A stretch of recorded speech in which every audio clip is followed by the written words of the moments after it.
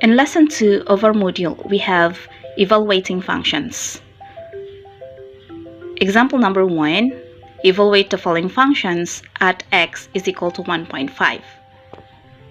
So I have here the letter A problem, f of x equals 2x plus 1. And for letter B, we have g of x equals x squared minus 2x plus 2. So we're going to evaluate function using the given value of x, which is 1.5. So let's start here with letter A first. So since x is equal to 1.5, all we have to do is to replace, palitan yung x in a function with a value of 1.5.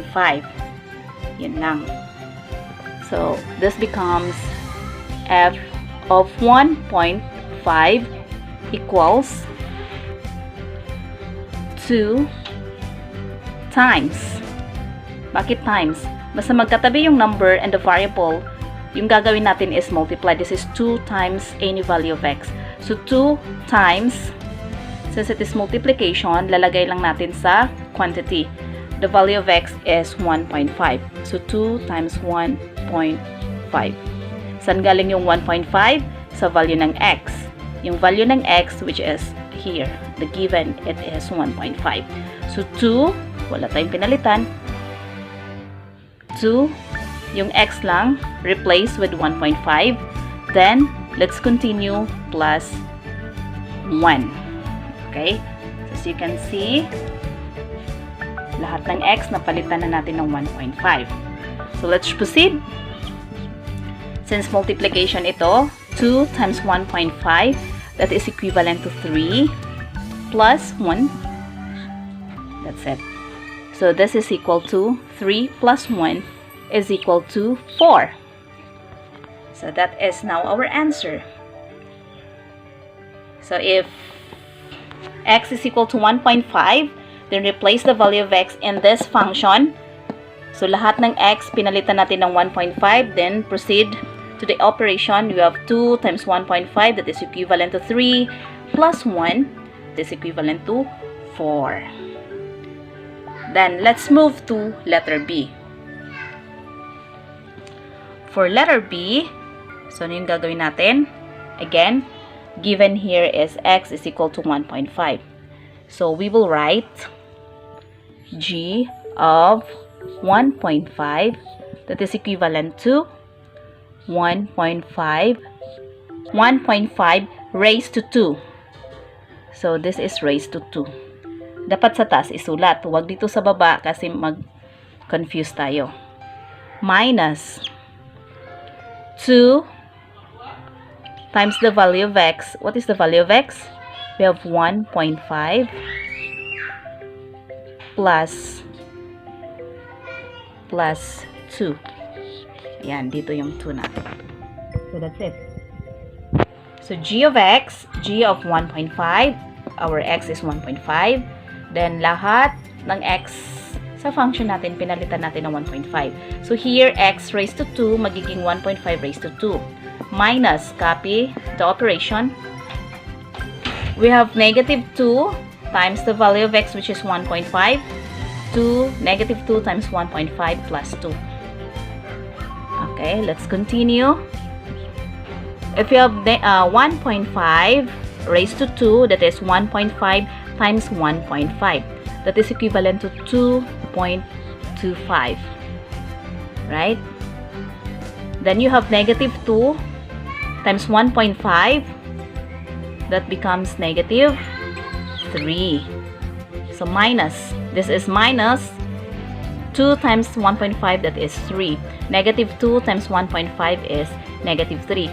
So, yung sign sa left side ng numbers natin, kasama yan siya, no? That's always be the sign of our term. So, this is negative 2 or minus 2.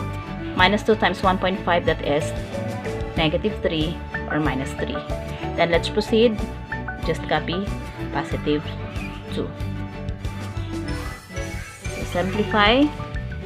2.25 minus 3, that becomes negative 0.75.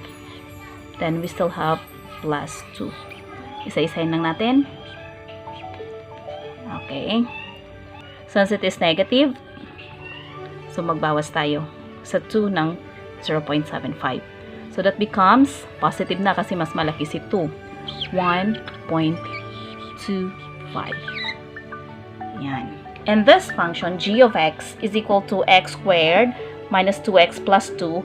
If x is 1.5, then our function or y is the g of x is equivalent to 1.25. So that's how are you going to evaluate functions. So let's just take a look at our solution.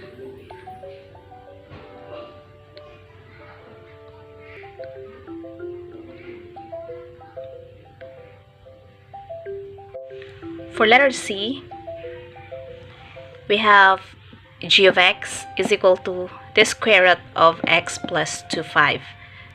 So same process. We are going to substitute the value of x, which is 1.5, to the function. Lahat ng x, replace natin ng 1.5. So g of 1.5, because that is the given value of x. So copy pa rin yung square root. X becomes 1.5. Then here the operation is addition, so that is plus, copy the 2.5. That's it. So x is 1.5, kopyahin lang, palitan lang yung x. Then same, copy the square root sign. Then we have x is 1.5 plus 2.5. So ito lang yung napalitan. Instead of x, we write 1.5. Now let's proceed. Square root of, so we can add this to 1.5 plus 2.5, we will get 4.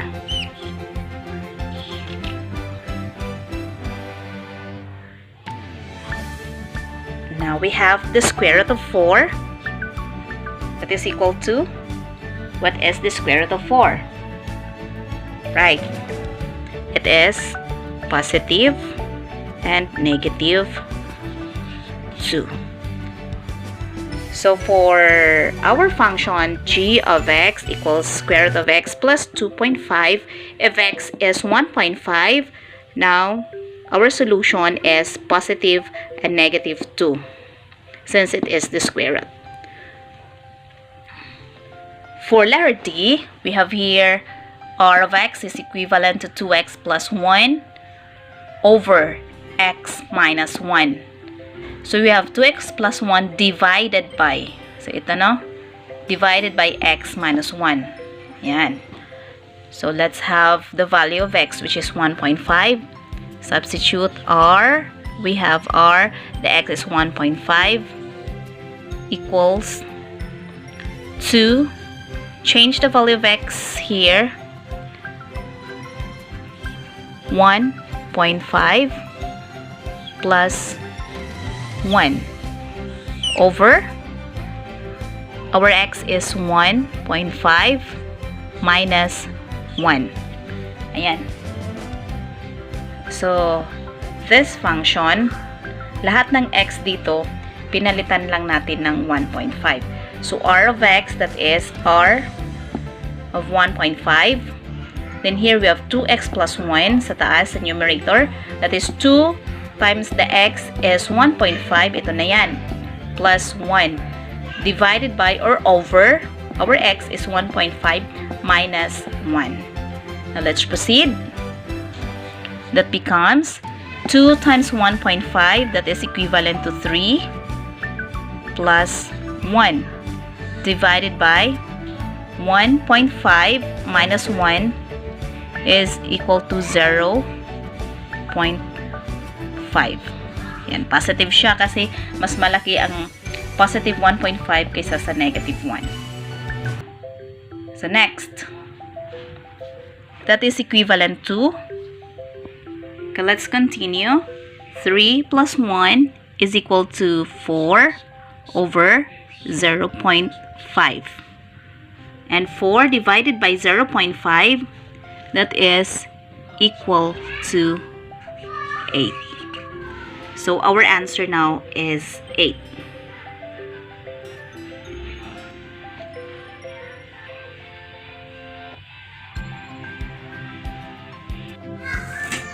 Now it's your turn.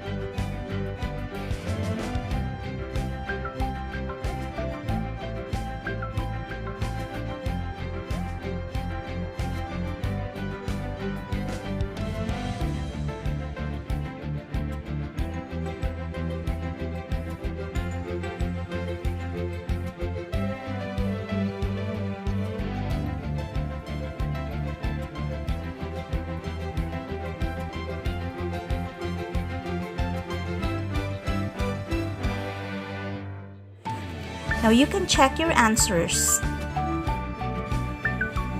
Letter A, solution is 11. Letter B, 7. Letter C, 3. Letter D, 2. Good job!